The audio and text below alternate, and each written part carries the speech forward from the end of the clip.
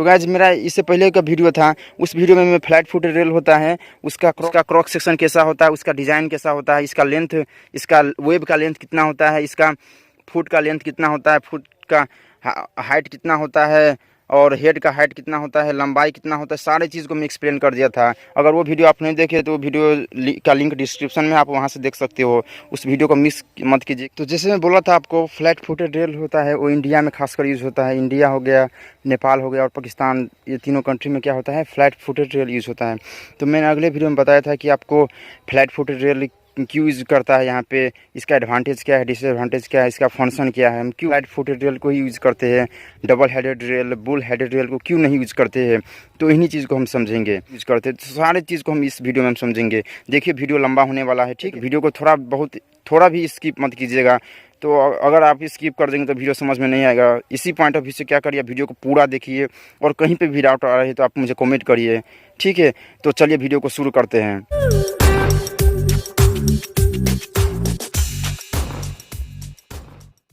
तो जैसे मैं बोला था फ्लैट फुटेड रेल, देखिए फ्लैट फुटेड रेल को समझने से पहले हम क्या करते हैं, डबल हेडेड रेल और बुल हेडेड रेल को समझ लेते हैं।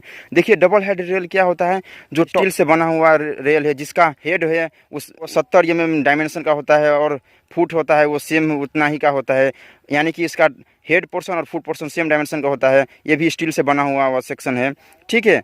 और अगर हम बात करें बुल हेडेड रेल की, तो देखिए बुल हेडेड रेल भी एक स्टील से बना हुआ सेक्शन है, जिसमें जो क्या होता है, हेड और फुट और वेब मिल के बना हुआ होता है, ठीक है। देखिए डबल हेडेड रेल और बुल हेडेड रेल क्या है, बुल हेडेड रेल में होता है जो हेड पोर्शन होता है उसके मुकाबले फुट पोर्शन होता है वो थोड़ा उसका लंबाई कम होता है, ठीक है। ये जो फिगर में आप लंबाई देख रहे हो वो कम होता है।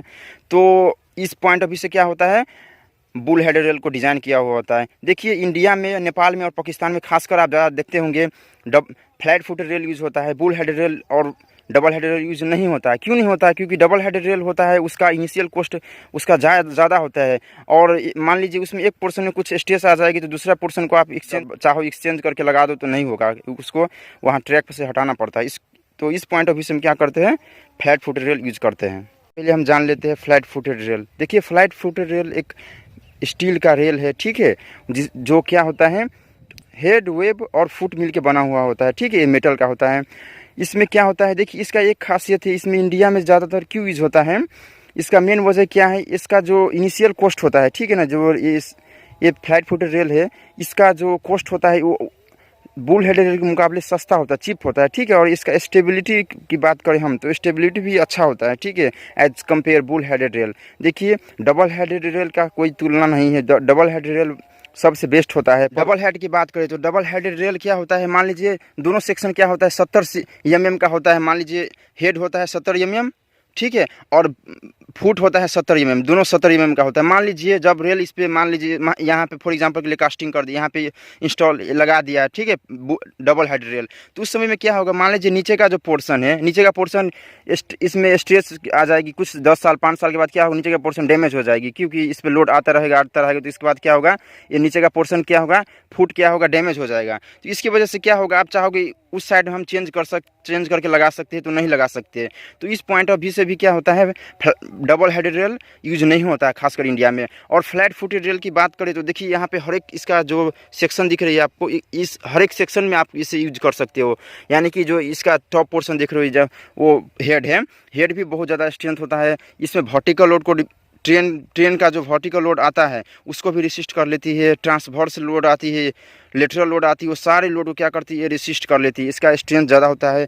और देखिए इसका बेस, देखिए इसका बेस 13.6 cm का होता है। इसकी वजह से क्या होता है, ज़्यादा लोड को क्या करती है, रेसिस्ट कर सकती है, ठीक है। तो इस पॉइंट ऑफ व्यू से क्या करते हैं, फ्लैट फुटेड रेल इंडिया में खास करके यूज़ करते हैं। और देखिए फ्लैट फुटेड रेल यूज करने का मेन मकसद क्या है, इसमें ना तो कोई चेयर बार यूज होता है, ना इसमें पिन यूज होता है, ठीक है। एक बात याद कर लीजिए, ये फ्लैट फुटेड रेल, इसमें चेयर बार यूज नहीं होता। इस पॉइंट ऑफ व्यू से भी ज़्यादा मकसद दिया है। इसका मेन वजह यही है कि इसमें चेयर बार यूज नहीं होता है, ठीक है। देखिए चेयर बार क्या होता है, जो आप फिगर में देख रहे हो, देखिए इसमें चेयर बार को हटाकर क्या करते हैं हम, इसमें जाके आप जो ये देख रहे हो, रेल पैड हो गया, रेल इंसुलेटर हो गया, राउंड स्पाइक हो गया, रेल सोल्जर हो गया, ठीक है। तो इन चारों का काम क्या है, देखिए दोनों पार से ऐसा ही सेम सेक्शन लगा हुआ है, इस पार से भी देखिए लगा हुआ है। तो देखिए यहाँ पे भी लगा हुआ है और देखिए यहाँ पे भी लगा हुआ, सेम यहाँ पे भी लगा हुआ है। देखिए यहाँ पे भी सेम लगा है, यहाँ पे देखिए झपा यहाँ पे भी है, सेम ऐसा ही यहाँ पे भी ऐसा ही है। तो देखिए ये दोनों सेक्शन में आपको दिख रही है, यहाँ पे भी है और एक यहाँ पे। इसका मतलब क्या होता है, देखिए जो रेल का सेंटर टू सेंटर डिस्टेंस होता है, जो रेल का गेज होता है, उसको क्या करता है, प्रॉपर मेंटेनेंस करके रखता है, एक पॉइंट पे फिक्स करके रखता है। ठीक है, रेल को इधर उधर मूव नहीं करने देती। अगर इधर उधर मूव करेगी तो क्या होगी, क्या होगी, इधर उधर रेल को मूव करने नहीं देता। इसकी वजह से क्या होता है, रेल एक पॉइंट पे फिक्स होता है। जब इस पर ट्रेन मूव करती है तो इसकी वजह से क्या होता है, वाइब्रेशन को भी ये क्या करती है, इजली से स्लीपर में ट्रांसफर करके ब्लास्ट के थ्रू सब ब्लास्ट में भी ट्रांसफ़र कर देती है। तो यही इसका काम होता है। ठीक है, और आप जान लेते हैं इसका फंक्शन। देखिए इसका फंक्शन ये है, जो फ्लैट फुट रेल होता है लोड को इजीली से डिस्ट्रीब्यूट करता है नंबर ऑफ स्लीपर में। फ्लैट फुट रेल होता है वो ज़्यादा कंफर्टेबल होता है। यात्रीगण जब इसमें ट्रेन मूव करती है तो इजीली से कंफर्टेबल के रूप में इसमें क्या होता है, मूव करती है। यात्रीगण जो यात्री होता है, जो ट्रेन में बैठा हुआ इंसान होता है, उसको इजीली से कंफर्टेबल लगता है। कहीं पे भी टर्निंग पॉइंट पे भी क्या करता है, ये रेल होता है, ये स्मूथली उसको मूवमेंट कराने के लिए मदद करती है। तो यही इसका फंक्शन का एडवांटेज क्या है, इसमें जो व्हीकल, इसमें जो ट्रेन चलता है तो बहुत स्टेबिलिटी के साथ चलती है और इसका लाइफ टाइम ज़्यादा होता है as compare bull headed rail.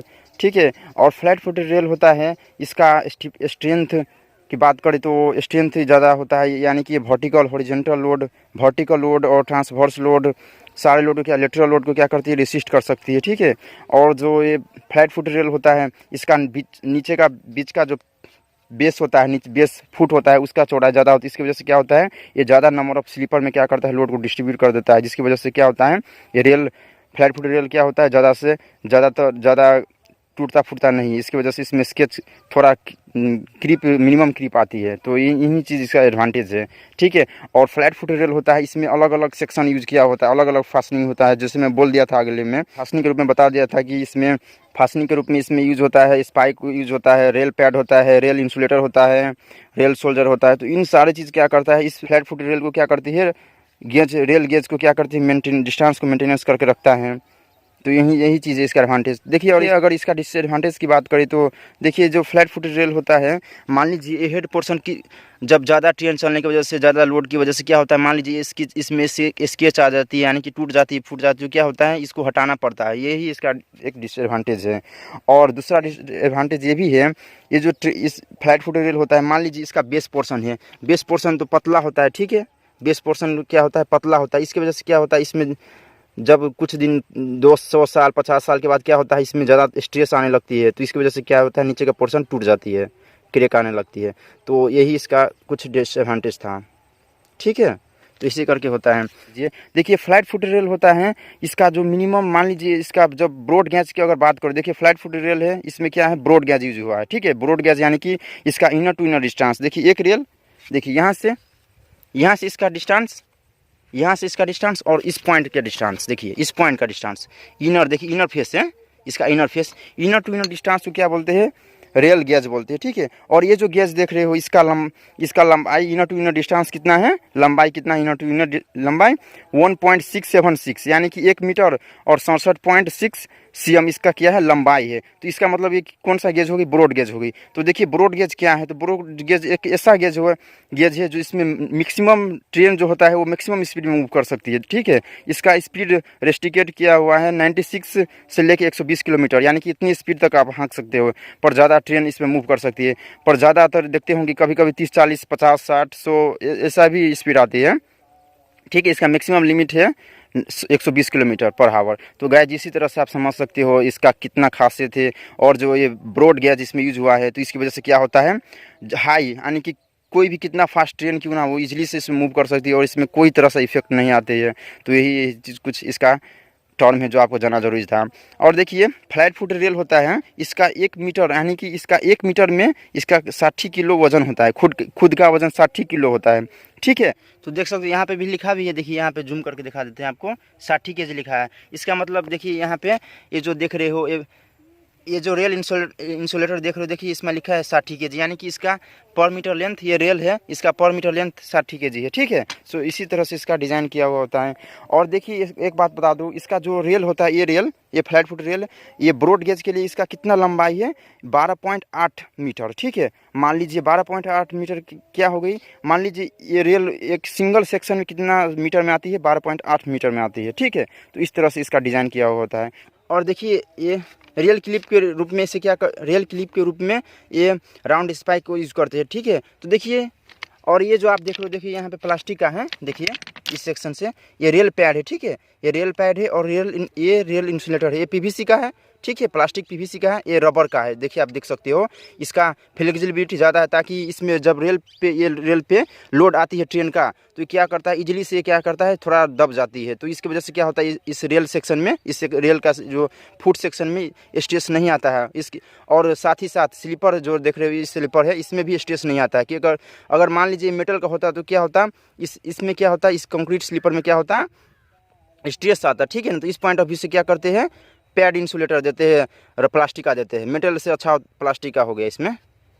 तो इसी तरह से होता है। तो हम क्या समझे इसका मतलब, क्यों हम डबल हेडेड रेल यूज़ नहीं करते, ताकि उसमें जो चेयर बार होता है और पिन होता है वो यूज ना कर सके। डबल हेडेड रेल में होता है, क्या होता है, चेयर बार और पिन यूज होता है। पर फ्लैट फुटेड रेल में क्या होता है, राउंड स्पाइक यूज होता है। साथ ही साथ रेल सोल्जर के रूप में मेटल का रेल सोल्जर यूज होता है, ठीक है। रेल सोल्जर के रूप में मेटल का ब्लॉक होता है, वो यूज होता है। जो आप ये देख रहे हो, यही है रेल सोल्जर के रूप में। ये इम्बेडेड पार्ट है, ये फिक्स किया हुआ पार्ट है। तो यही सारी चीज़ मेटल का दिख रहा है, ये भी मेटल का है, ये भी मेटल का है। ये देखिए, आप जूम कर इसे फोकस करके देखिए, यहाँ पे देखिए, ये जो देख रहे हो, ये क्या है, रेल सोल्जर है। इसे इम्बेडेड पार्ट के रूप में जानते हैं, यानी कि फिक्स किया हुआ पार्ट। देखिए ये जो स्लीपर देख रहे हो आप, इसमें क्या होता है, ये फिक्स करके आते हैं। यानी कि ये साइड जहाँ पे रेलवे ट्रैक का निर्माण, जहाँ पे यहाँ पे मान लीजिए यहाँ पर ट्रैक बना है, यहाँ पे इस ट्रैक को बिछाया गया है, तो यहाँ पे इसको इंस्टॉल नहीं किया। यहाँ जब ये स्लीपर फैक्ट्री में बन के आती है ना, जब ये फैक्ट्री में ये स्लीपर बन के आती है, उसी समय क्या होता है, इसका इंस्टॉल किया हुआ होता है, ये फिक्स होता है। रेल सोल्जर यही है, देखिए किस तरह से यहाँ पे रखा हुआ है। मैं बोला था ना, ये क्या होता है, फैक्ट्री से बन के आती है जब स्लीपर, उसी समय क्या होता है, इसका इंस्टॉल किया हुआ होता है, ठीक है। और यहाँ पे देख सकते हो, इसमें होल दिया हुआ है, देखिए इसी में क्या होता है, राउंड स्पाइक घुसाते हैं। और यहीं पे क्या होता है, रेल को प्लेस करके फिक्स करते हैं। यहीं पे रेल को प्लेस करके, इसका डिस्टेंस कितना हो गया, जितना रेल का फुट का डिस्टेंस है, ये लेंथ है, उतना ही सेम है इसका, वहाँ पे भी ऐसा ही है, ठीक है। तो ये फिक्स होता है, ये फास्टनिंग के रूप में नहीं है, फास्टनिंग नहीं है, ये परमानेंट है, ठीक है। फास्टनिंग के रूप में नहीं आता है, ठीक है ना। फास्टनिंग के रूप में आपका ये राउंड स्पाइक आती है। और ये जो देख रहे हो, ये क्या है, रेल इंसुलेटर है, ठीक है। इसे इंसुलेटर के रूप में जानते हो। ये देखिए प्लास्टिक का है, ये हार्ड प्लास्टिक का रूप में है, पीवीसी के रूप में है, देखिए पीवीसी का रूप में है।